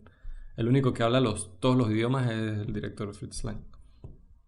Pero la peli empieza con un momento muy bonito, sobre todo marcándolo para el resto de la película, con el guionista y Brigitte Bardot desnuda, acostada boca abajo, con él en la cama, y él hablándole, ella preguntándole si te gustan mis piernas, te gustan mis nalgas, te gustan mis senos, te gustan mis labios, te gusta no sé qué, y me gusta todo tuyo, todo tú. Y es como una relación que se ve muy bonita, que se quieren, que se aman. Entonces, pero hay un momento donde ella, creo que es un mismo plano incluso, cuando ella llega como a un set y se ve con el guionista y la saluda y usted se ve que ella lo ama a él, lo ama y se abrazan y se besan y no sé qué y el guionista le dice al productor que el productor llega en un convertible rojo, así un deportivo y ni siquiera la mira y dice, mira, ella es mi esposa. Y él ni la mira y le da la mano, hola. Y ella toda feliz, tal, y no sé qué, dice, vamos a mi casa, que no sé qué, y tal, y le dice a ella, tú te vienes conmigo, tú te vas en taxi. Le dice el productor a ella y le dice a él que se vaya en taxi. Que yo dije, ¿qué carajos? O sea, me dieron ganas de meterle un puño al tipo ahí a la pantalla, o sea, me dio rabia. Y el guionista y la mujer queda así, como que tal, y ella lo mira a él y dice, sí, sí, vete con él y yo me voy en taxi. En ese momento, usted ve en la actuación de ella cómo el amor se acaba. De ella al guionista. Y eso me Mierda. pareció muy Qué denso. arrecho, muy difícil. O sea, esta película para mí fue difícil de verla. Sobre todo si se han pasado por rupturas amorosas o dramas o lo que sea, a mí se me hizo jodida. Pero me gustó, o sea, me pareció. Entonces, la película se desarrolla como una especie de misterio de por qué ella de repente lo dejó de amar a él. Está como molesta con él todo el rato. Y yo digo, es obvio. Man. Él como que porque, a ver, esto es otro tema, ¿no? Pero el tema de los celos, ¿no? Que los celos son algo tóxico en una relación, no sé qué. Pero yo creo que un porcentaje pequeño ni siquiera diría que son celos, pero de como ese sentido no sé cómo llamarlo, porque no es pertenencia, obviamente, es no sé, de protección, ¿no? ¿Cómo lo llamaría usted? ¿Usted me entiende lo que quiero O decir? sea, sí lo Es entiendo, como una cosa de un interés que uno muestra. sí lo entiendo, pero no lo comparto porque creo que el interés puede existir sin que existan celos. Por No, ejemplo, pero es que es a como... mí lo que me parece que está mal de esa situación no es el hecho de que este guionista no tuviera problemas con que su esposa se fuera en el coche con con el productor. Lo que me parece que está mal ahí es la actitud del productor pretendiendo que eso sea una situación normal que se pueda dar. Es que a él ni siquiera le También, importa eso. A mí lo que me parece, lo que digo con respecto a las relaciones, que capaz mi punto de vista es anticuado, pero es que incluso eso uno lo finge. A mí me ha pasado. Que es un rollo de... No sé cómo ahora describirlo. que es normal, o sea, es normal, Es como pero sentir, es como algo de seguridad de decir, yo quiero que te vengas conmigo. O sea, porque se va a ir con... Es como que ella se dé cuenta de que a él le importa eso porque soy humano y soy de carne y hueso. Pero entonces en ese momento tiene que usted ver qué es. ¿Son celos o es simplemente que usted quiere que ella ese viaje lo comparta con usted? Que son cosas No, totalmente pero diferentes. ¿por qué lo quiero? Porque una cosa es que quiera eso y otra cosa también es que yo no quiero que ella vaya con él y yo, a pesar de que Pues yo son dos no, cosas a diferentes. pesar de que yo no tenga derecho a decirle, a tomar una decisión por ella, expresarlo. Porque esto de alguna manera me incomoda, me hace sentir mal, puede ser por mi inseguridad o por lo que sea, pero yo no quisiera que, o sea, no que se plantee así, pero la cosa es que él muestra un desinterés total por esa situación y varias veces en la película pasa que el productor se le lanza a ella, pero de una manera, o sea, así le dice cosas y se ofrece a hacer cosas con ella así frente a él, que yo digo, verga, este tipo, qué boleta. Y el guionista es como que, ah, bueno, sí, tranqui, ve, tranquila, yo me quedo aquí, sí tengo que hablar con Fritz de la película y tal. Y yo creo que ella se queda como que, Hay algo muy peculiar, porque claro, obviamente en un principio la película muestra a esta pareja de una forma que eso hace que sea disonante. no, para Pero mí no. sí, Yo lo entendí. pero Yo entendí muchísimo a los personajes de la película, sobre todo a ella. no, pero a eso voy. O sea, la película está hilada para que usted sienta eso. O sea, lo como lo muestra al principio y cómo va sucediendo todo.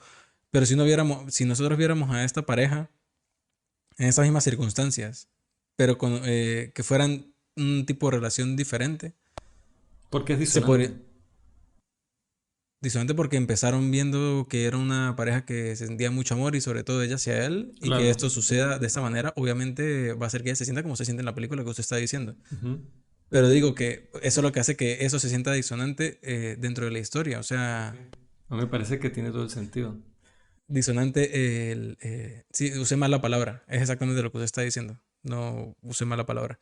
Pero si esta pareja se viera, o sea, su relación, si hubiera un punto de vista diferente, o sea, si ellos tuviesen una perspectiva al otro diferente, por ejemplo, que esta tipa no tuviera, por ejemplo, esa inseguridad respecto a su esposo de si le interesa o no, sino que los dos estuvieran claros y que obviamente se aman y que todo está cool, todo eso se percibiría de una forma muy diferente. Obviamente el productor seguiría siendo un pedazo de mierda y tal vez sí lo que le haría falta al guionista es como tener un poco más de expresar como esa preocupación por ella si llega otra persona y la está gritando, le está diciendo cosas. Claro, y es también eso, porque póngale que no sea por un rollo romántico, sino simplemente este tipo que la está... Exacto, Y ahí también hay dos también, aspectos y también que diferentes. ella, yo siento que lo puede ver como, justamente estoy viendo una serie que se llama The Americans, donde son de espías rusos y no sé qué, y entonces a veces una mujer para conseguir algo se tiene que acostar con un hombre porque la está chantajeando el FBI para que consiga información y ella, entonces hay una parte donde ella le da el papel y dice, oh, lo conseguiste, le dice el agente de FBI que la tiene a ella como contacto de manera forzada y dice, sí, bueno, ¿qué, cómo lo conseguiste? Y dice, pues lo que tú querías, le tuve que hacer sexo oral. Y el tipo dice, yo no te dije que hicieras eso. Y dice, no, pero básicamente me lo insinuaste. Diciéndome que, bueno, aprovechate, que eres muy bonita, que no sé qué, qué tal. Entonces, aquí yo siento que en parte, como el guionista se quiere ganar los favores del productor, ella en ese momento pudo haber sentido que él la estaba como Usando. usando. Y también pasa que hasta ese momento yo me sentía empático con él y en ese momento dije que imbécil, o sea, que estúpido. No dejé de sentir empatía por él porque me sentí estúpido. Pero después, cuando él está solo con la traductora, él le dice como algo así como que yo me di cuenta que la empieza como a tratar de seducir y en un momento ella se voltea y le da como una nalgada. Y es eso mismo que digo, que en esta época era normal hacer eso, men. O sea, que una mujer iba pasando y una extraña o lo que sea y le dio una nalgada y no pasa nada. Entonces, justo Brigitte Bardot lo ve cuando está haciendo eso. Y entonces suma a lo que ya había pasado antes y pues nada, la relación se va al garete ahí para abajo. Aunque es interesante el tipo de conversaciones que una película de hace 60 o casi 60 años genera Claro. ahora. Claro, igual ella tampoco es ninguna santa porque las decisiones que ella toma después de eso son bastante banales, bastante, no sé, también es, o sea, es difícil empatizar al final con muchos de los personajes, pero sí con ciertas situaciones. Hay una escena que es una discusión entre ellos dos que dura más de 30 minutos. Es solo una discusión entre los dos y es súper dolorosa. Pero esa peli se me hizo interesante como drama, solo que se me hizo difícil emocionalmente en algunas partes. Y los personajes están muy bien. Fritz Lang es el que menos sale, pero el productor lo hace muy bien. Es un actor americano famoso que yo ya había visto de viejo, un tipo así grande, con la cara así apuesto. Pero, pero sí está muy bien. El final, sí, bueno, es doloroso. Toda la película es dolorosa. Esta película me gustó, pero se me hizo difícil. De las pelis a color de él, creo que es la que más me ha gustado. Vale, yo de la otra película que quería hablar porque, bueno, ya yéndonos por la experimentación del género, ¿no? De Godard, que ya tiene con About du Soufflé y Havana Part, son películas de como eso, como una novela policíaca que dijo Pauline Kael, ¿no? Que es como una deconstrucción de la novela policíaca. Entonces, yo vi que él había hecho una película de cine negro pura y dura y de paso de ciencia ficción. Se llama Alphaville y yo dije, listo, esta es la primera que voy a ver. Esa era una de las que nada más viendo así por encima, nada más el póster y así como lo que pintan, porque uno ve aparte los pósters de las películas de él son muy buenos. Y decía, esta, yo quiero ver esta. Esta fue la primera que yo dije. Por eso cuando nos dividimos las películas, yo agarré Cabrón. esta. Entonces, la película trata sobre un policía, detective, típico detective que se hace pasar por un reportero y va a una ciudad que queda en otro planeta. Pero él llega en coche a esa ciudad, no llega en una nave espacial, llega en coche. Me acordé de Solaris, de Tarkovsky, cuando viajan y lo muestran como pasando por un túnel terrenal, no un túnel espacial, un túnel. Entonces, este hombre llega a Alphaville, que es una ciudad donde no se pueden expresar como sentimientos. Entonces, cada sentimiento que se va como eliminando por ley, se borra, se tacha, o sea, se elimina esa palabra como del vocabulario y es ilegal usarla y todo eso. Y se elimina el diccionario. Entonces usted sabe que en todos los hoteles hay una Biblia en la mesita de noche. Aquí la Biblia, que tiene la cruz y todo, es el diccionario. O sea, y es el diccionario que tiene como censuradas esas palabras. O sea, esas palabras que no se pueden usar porque no podemos expresar emociones. Por ejemplo, en una parte él va a un sitio donde hay un tipo condenado a muerte y él pregunta por qué lo condenaron. Y dice porque su esposa murió y lloró por ella. Y dije, puta madre. Mamá huevo. Y él dijo, ¿y eso no es normal aquí? Y dice, no, no si quieres tal. Y mire la manera en que se cumple la condena a muerte. El tipo está enfrente de una piscina, así como en un trampolín. Y hay una línea de hombres contra la pared frente a la piscina con metralletas, con pistolas. Y en los bordes de la piscina hay un montón de nadadoras, de mujeres en traje de baño que van a nadar con el gorrito y todo, y con cuchillos en la mano. Entonces el tipo dice sus últimas palabras, que generalmente en la película es una declaración al amor de la mujer, que no sé qué, que esta ciudad, que no sé qué, que censura, qué sé yo. Y le disparan al tipo y el tipo cae al agua. Y él queda vivo herido, nadando, herido. Y entonces las tipas se lanzan y lo persiguen nadando y le caen apuñaladas en el agua. Demasiado random, pero es muy La loco. silla eléctrica no era suficientemente Sí, no terrible. sé, pero todo eso tiene aquí como un simbolismo y todo loco. Entonces, a mí me recordó un poco a esta película Equilibrium. ¿Usted llegó a ver esa peli? No. Man, clásico. Por esa película yo conocí a Christian Bale. La primera vez que lo vi fue por esa peli. La película es un futuro distópico donde se eliminan los sentimientos, porque eso es lo que hace que la humanidad esté mal, no sé qué. Entonces, la película de hecho abre cuando ellos están buscando en una casa, tienen como de contrabando obras de arte, porque las obras de arte hacen sentir. Entonces la sacan y es la Mona Lisa y la queman. Entonces ellos se meten como un medicamento, unas pastillas que los hacen neutralizar y no sienten nada. Entonces Christian Bale es uno de estos policías que se encarga de cumplir esa ley. Entonces los rebeldes son gente que se niega a comerse esa pastilla y sienten cosas. Entonces están por ahí. Entonces típico que pasa que él se queda un día sin la dosis y siente algo y eso es loquísimo porque es como que él está en su escritorio y ve su escritorio que todos son iguales, así súper etéreos y él se da cuenta de que tiene como algo aquí al lado, un adorno y dice, o sea, empieza como a adornarlo, como para que se vea, él no se da cuenta que es eso, pero empieza como a ajustarlo para que sea mejor, más bonito. Entonces llega alguien y dice, hey, ¿por qué esto está aquí? O sea, como que, y él se da cuenta que mierda, entonces tiene que aparentar que no siente, pero cuando empieza a sentir es muy difícil. Esa película es fin. Entonces, Imagínate cómo es muy difícil sí, medir. O sea, exacto, de eso trata. La peli en realidad no es una obra maestra ni nada, es una película de acción así que ya ha envejecido un poco mal, ¿qué más pero obra maestra? Eso, el episodio de los Padrinos Mágicos.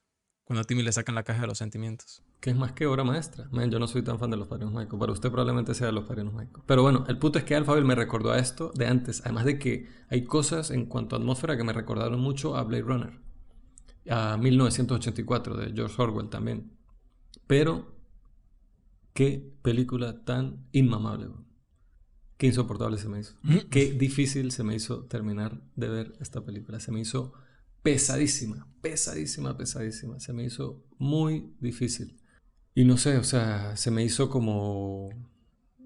no sé, no conectaba con ella, era como lo mismo, como viñetas, como que salta momentos, como que no me lleva como que no es una historia homogénea, es lo que usted dice de los momentos, ¿no? De las películas de Godard, y tiene como ideas bastante interesantes, y al final siento que más bien Godard se está como burlando de algo. Él se está burlando del cine negro, se está burlando del cine de ciencia ficción, se está burlando del cine romántico, se está burlando de las cosas distópicas como la novela de Orwell, pero no es una sátira así evidente, sino es como que él hizo un producto que era como una especie de... Y no sé si eso es así, pero en algún punto lo sentí así. Y no sé, hay una historia al final que en papel, si yo usted se la escribo, es interesante, como lo que le estaba describiendo al principio. Pero la manera en que está narrada la película se me hizo muy tediosa. Me Aquí cansó. eso sucede, lo Muy, que le muy digo, tediosa. como de principio a fin. Hay cosas interesantes, pero como un todo siempre es difícil seguirlas. Y eso hace que yo, por ejemplo, pienso, quisiera que me hubiesen gustado más, pero no. Y este tipo tiene una propuesta y un montón de ideas y de cosas que son muy importantes, son muy valiosas y que están ahí y que uno lo sabe y que uno realmente siente que están ahí, pero como un todo es que es complicado. Sí, o sea, a mí con respecto a la forma, hay cosas que se repiten aquí que he visto en sus otras películas, que es por ejemplo el agregado en off, de la voz en off, Ujú. la manera en que lo usa. A veces los que hablan en off son los mismos personajes de la película y a veces simplemente un narrador. Pero los personajes que hablan en off o las voces en off siempre hablan desde la perspectiva de un personaje opinando o deseando algo del personaje del sexo opuesto con el que está compartiendo la historia. En este caso es otra vez Ana Karina y es una chica que está en ese sistema y se enamora del detective y bueno, es todo una drama ahí. Pero no sé, esta película, yo no la recomendaría. Recomendaría las ideas, no sé, como que lean cosas sobre ella, pero a mí, bueno, no sé, vean, conozco gente que la gusta y tal, pero a mí se me hizo un coñazo, como dicen aquí, un coñazo de película, se me hizo súper pesada. Y ahora, ya para cerrar porque nos alargamos bastante, y menos mal que imagínense que hubiéramos intentado hablar de más ampliamente de la Mm. filmografía de Godard. Hay que hacer 3 podcasts de 3 horas cada uno. Sí, tiene que ser, exacto, parte uno, parte 2, parte 3, algo así. La película de Godard que más me ha gustado, mi favorita so far, es Vive sa vie, que es como vivir la vida. Esta película se divide, si no me equivoco, en 12 capítulos de la vida de una chica, de cómo básicamente se va convirtiendo en una prostituta. Me recordó muchísimo la manera en que está capitulada a probablemente una referencia para ese director, Joachim Trier, La peor persona del mundo. Se parece mucho a esa estructura y la manera en que se capitula e incluso los títulos de los capítulos. Pensé La- que iba a decir el Camino de la Cruz, que se llama, que también está segmentada por capítulos. Usted lo habla en un podcast, yo no lo he No, visto. pero esa sí, no, pero no es eso porque esa es muy diferente porque esa película está dividida en capítulos que son los caminos de la cruz el Vía Cruz, Ujú. pero cada uno de esos capítulos es un solo plano, generalmente estático. O sea, es una propuesta mucho más. Okay. Pero esta película la empezamos viendo la cara desde todo ángulo de la actriz. Como que los créditos iniciales vemos a Ana Karina otra vez, probablemente es donde se ve más bella de todas las películas.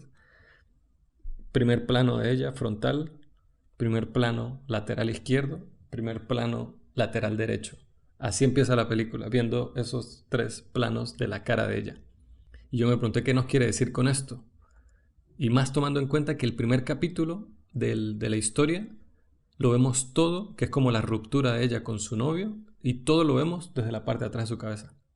Y desde la parte de atrás de la cabeza de él. Nunca le vemos la cara en ese primer capítulo.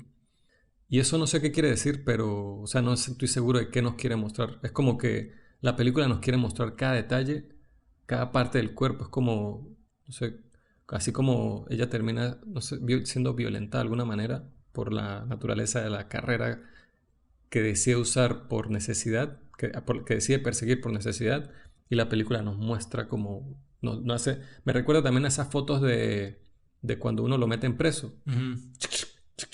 como al principio es como que la vemos a ella desde cada uno de esos ángulos. El capítulo, y bueno, voy a hablar específicamente de ciertos capítulos y de cosas que me gustaron. Y de inspiraciones que dije como antes de otros directores. En el capítulo 6 por ejemplo, hay una parte cuando alguien dispara como una metralleta. Y cuando la cámara se mueve, hace como un paneo que salta al ritmo de la metralleta. La metralleta suena prrr, y la cámara hace brincos así, laterales. Y eso exactamente es lo que hace Gaspar Noé en Solo contra Todos en 20.000 veces. Cuando él hace transiciones de movimiento al ritmo del sonido de disparos. Todo el tiempo que yo me acuerdo que cuando vi esa película me llamó mucho la atención. Otra vez, Godard. No sabía, o sea, de tantas referencias que imaginé que tenía Gaspar Noé y dije, claro, el tipo es francés. O sea, nació en Argentina, Argentina. pero él es francés. Y hace mucha referencia a Francia y todo eso. Y pues el director más importante de Francia pues es Godard. Y bebe mucho del cine de Godard, me di cuenta esta semana. Me encantó en el capítulo 8 de la película, es cuando vemos, cuando ella se mete al negocio, es cuando ella entra al negocio de la prostitución y tiene como al al proxeneta, Al chulo. al chulo, que le explica cómo es todo. Y ese capítulo, como se desarrolla, es una secuencia de montaje de imágenes. Lo único que escuchamos de sonido es la voz de ella y el pimp, el chulo, el proxeneta, mientras ella le está haciendo preguntas. ¿Y cuántos clientes más o menos tengo al día? No sé. Y él le explica, pero con lujo de detalles, de la manera más precisa, sin dejar nada al azar. Le explica cuáles son los factores de ley, de cuántos clientes, cuánto debería cobrar, cuánto podría cobrar, cuántos clientes al día, o sea, le explica todo cómo funciona el negocio de la prostitución en off. Se lo explica mientras ella le va preguntando y va opinando con respecto a lo que él le va diciendo, pero visualmente estamos viendo como ya ella en la vida. Y la manera en que nos lo muestra es como con muchos planos detalles y muchos planos cerrados. Nunca hay planos explícitos de nada, sino la vemos a ella que si el rostro de ella así con la así acostada encima de la almohada, o ella así como la mano puesta así en la cama, o ella cambiándose, o el hombro desnudo, o la puerta abriéndose y la cabeza de un hombre mayor entrando. O sea, es bellísimo cómo está hecho, cómo está narrado eso, es doloroso y es bello al mismo tiempo. Me encantó esa parte, cómo está resuelto eso, cómo se resuelve lo de cómo ella obtiene la información y después cómo ejecuta eso, todo lo que le dijeron.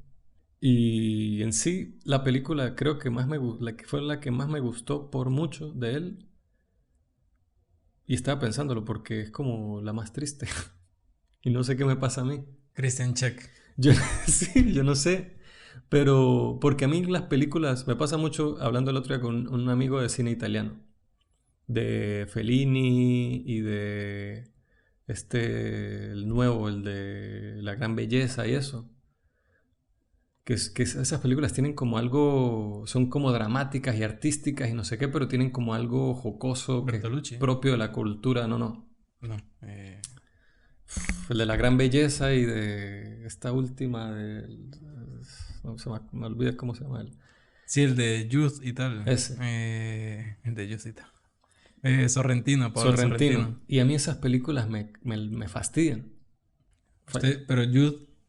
O sea, porque me hace pensar, por ejemplo, Youth me gusta más, pero a mí no me apasiona ese director. Y Fellini tampoco, lo siento. Yo me acuerdo de una época donde yo dije, que me lo recordó mi hermano, que hablé en estos días con él, que nosotros agarramos y dijimos, ok, tenemos que hacer el check de cine internacional. Vamos a ver una película en orden cronológico de Kurosawa. Japón, check. Una película de Godard, Francia, check. Una película de Fellini, Italia, check. Una película de Bergman, Suecia, check. Y una película de Estados Unidos, Hitchcock, check. Y así como para ir haciendo como de manera mapeando, pero así uniformemente el cine clásico internacional. Que eso yo lo tengo desde siempre. A mí nadie me dijo, no, usted tiene que ver películas de todos los países. Que yo siento que ahora conozco a gente súper cinéfila, ya mayor y lo que sea, pero como que uno les tiene que recordar eso, que el cine no solo es Estados Unidos. Pero a mí como que siempre estuvo como esa percepción de que tenía que ver de todos lados. Entonces, me acuerdo que yo iba dejando rezagados los que menos me gustaban. Dejé rezagado a Godard y dejé rezagado a Fellini y fui a tope con Kurosawa y con Bergman. A tope, o sea, vi casi que toda la filmografía y con Hitchcock también. Hitchcock es de puta madre. Pero no sé qué me pasa con eso. Entonces esta película me gustó mucho. No creo que solo porque sea triste, sino que conecté mucho más con la historia. Sentí que era como más personal. Era como más... O sea, sentí más como la homogeneidad de todo. Y las viñetas de la historia es más así, es literalmente capitulado. Pero al menos es la estructura intencional que comprendo y con la que conecto ya de la película. Y cada capítulo era interesante. Primero leer el título del capítulo, que era así como siempre eran títulos un poco poéticos, y ver qué era lo que pasaba. Era cool, y ver el descenso de ellas como que, me recordó a Lilja Forever, por ejemplo, Mierda. también. Claro, esa película es... Esta Una patada en película el es culo. una palmadita en la mano. Lilja Forever es un martillazo en la cabeza. O sea, entonces... además de que la puesta en escena en sí es muy interesante. Tiene movimientos, experimenta mucho. Siento que con cada capítulo él dijo, voy a hacer aquí el Dolly. Y entonces todo ella por lo menos en una tienda de discos y está trabajando ahí y le preguntan si tiene tal disco. Y ella voy a ver y se mueve a la derecha, Dolly. Y le pregunta, ¿está este disco? Le pregunta a la encargada. no, búscalo en aquel lado y se mueve a la derecha. Y así entonces como que se queda. Y después la otra es simplemente un plano, es como girando en la cabeza del trípode, no es un dolly, sino es un paneo. Entonces, no sé, me parece interesante ese tipo de cosas. Cómo resuelve escenas de maneras simples, pero efectivas visualmente, bellas, y que las interrumpe solo cuando hay que interrumpirlas. Esta parte cuando es solo, que están como en un bar y es solo como con un paneos, y hay un momento claro donde corta un primer plano de un personaje. Y no sé, me conecté mucho más aquí con la propuesta de realización, con la historia, con la estructura, con todo. Me gustó mucho. Vivir la vida. Y me pareció muy triste. Tiene un final súper, maldita sea. Que yo dije, listo, la amo. 8 estrellas. O sea que, conclusión con Godard, Y nada, ya, vamos a cerrar. Porque bueno, ya se alargó un poco. Pero conclusión con Godard. un poco complejo como su cine. Sí, pero es lo que digo, no nos tiene que encantar su cine, y esto no solo con Godard, con muchos cineastas, pero hay que saber respetarlo, hay que saber apreciarlo, hay que verlo, es lo mismo, es la tarea que estamos hablando de que hay que cubrir las bases, y este tipo es súper importante en la historia del cine, hay que verlo a él y hay que entenderlo, hay que estudiarlo hasta cierto punto. Y también creo que aplica lo mismo cuando las personas de repente hablan de dos películas que son totalmente diferentes, pero intentan medirlas con la misma vara. Y al Exacto. final, por ejemplo, si hablamos de calificaciones por estrellas, por ejemplo, pueden haber dos películas que sean completamente diferentes y a ambas, por ejemplo, darles un 7. Ujú. Pero ¿por qué si esta no sé qué y la otra es, no sé, una comedia romántica que no sé qué? Pero es que cada una tiene sus propias pretensiones, sus propias ideas, sus propias cuestión de ser. Y eso aplica mucho también para los directores. O sea, al final no se puede comparar o medir con la misma vara conceptos, ideas, propuestas, sobre todo también teniendo épocas. Porque nosotros estamos viendo este cine en el siglo XXI. Y esto, marico, tiene el cine, la década que estamos hablando de Godard, tiene 60 años de haberse hecho. O sea, 60 años, weón. Me parece una locura cómo podemos percibir nosotros eso de una época que nos parece cercana y también muy lejana. Entonces, reflexionarlo desde ese punto de vista me parece muy importante. Sí. Y nada, yo por encima quería hablar de que, bueno, él tuvo varias como épocas como realizador de las que no hablamos porque no las conocemos, no hemos visto sus películas, pero por encima sé que tuvo como una época más militante, más política, más de esta, como abiertamente de la izquierda política. También él hizo cuando el cine cumplió 100 años, él hizo una serie, que no me acuerdo cómo se llama, pero que supuestamente que hay gente que dice que es lo mejor que él ha hecho jamás. Es algo respecto a la imagen, ¿no? Es algo, sí, es como una serie De IMAX Book. como una serie que hizo sobre la historia del cine, que hay que verla. Hay mucha gente la gente que la ha visto, que conozco, me dicen que es lo mejor que él ha hecho. Y ya en las últimas décadas de su vida, él experimentó mucho con el cine digital, con el 3D. Ya las películas no eran tanto narrativas, sino eran más como ensayos visuales. Y estaba constantemente tratando de eso, de romper la forma, usando las herramientas que tenía a la mano para hacerlo. También alguien que se metió mucho con el cortometraje, documental o también haciendo mucho, Hizo, dirigiendo campañas, hizo pues. mucho documental y mucho cortometraje, así es. Y bueno, un grande que se fue bajo sus propios términos y nada. Decidió siempre todo en su vida, Yo, básicamente. yo aprecio, iba a decir aprecio la muerte, no aprecio la muerte de Bar, sino que gracias a que pasó esto, tuvimos la excusa para hacer este podcast y yo me puse al día con mucho de su cine, que probablemente quién sabe cuándo lo hubiese hecho, pero no solo haberlo hecho, sino hacerlo así tan seguido, porque me hace relacionar muchas cosas, además de que me gustó mucho que tuve conversaciones muy interesantes con distintos amigos con respecto a Godard. Y este tipo de cosas sí, es que son agridulces porque pues es triste que se vaya alguien, una figura como esta. Sin embargo, bueno, vivió bastante y hizo muchas Hizo cosas bastante. y dejó mucho, pero lo motiva a uno a volver a pensar en esas personas, a volver a pensar en su cine, a discutir sobre él y a tener este tipo de conversaciones. Entonces, eso me parece cool, Yo estaba valioso. pensando que sería interesante, no sé si una vez al mes, pero de vez en cuando hacer un episodio dedicado a algún director. Que digamos, este Sí, yo director por lo sería menos yo me bueno. quedé con la cosa de hacer un episodio de Kim Ki-duk, que murió de COVID el año antepasado, creo, cuando estábamos empezando el podcast. Bueno, Yo ese también es... Kim Ki-duk es un director al que todavía no le he entrado tampoco. Nada, no he visto nada. Uf, Kinkyu, claro, es que esas semanas tenemos que comprar ¿cómo es que se llama? El antidepresivo ansiolíticos, antidepresivos, lo que Ujú. sea. Estar en Suicide Watch y todo esto porque, uf, men, un ciclo de Kinkyu que es rudo, rudo, pero me encanta Kinkyu, es uno de los grandes directores coreanos y muy poca gente habla de él. Todo el mundo Park Chan-wook, Bong Joon-ho, tal. Kinkyu es un grande y empezó antes que todos ellos.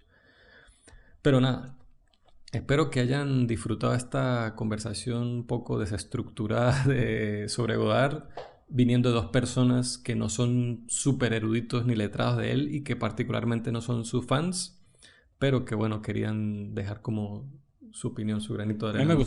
me Pero, gustó esta experiencia de sí, sí. analizar A mí también, y pero sin pensar a embargo le digo Godard. que ya tuve suficiente Godard por un tiempo, un tiempo. Ya quiero irme a otras cosas.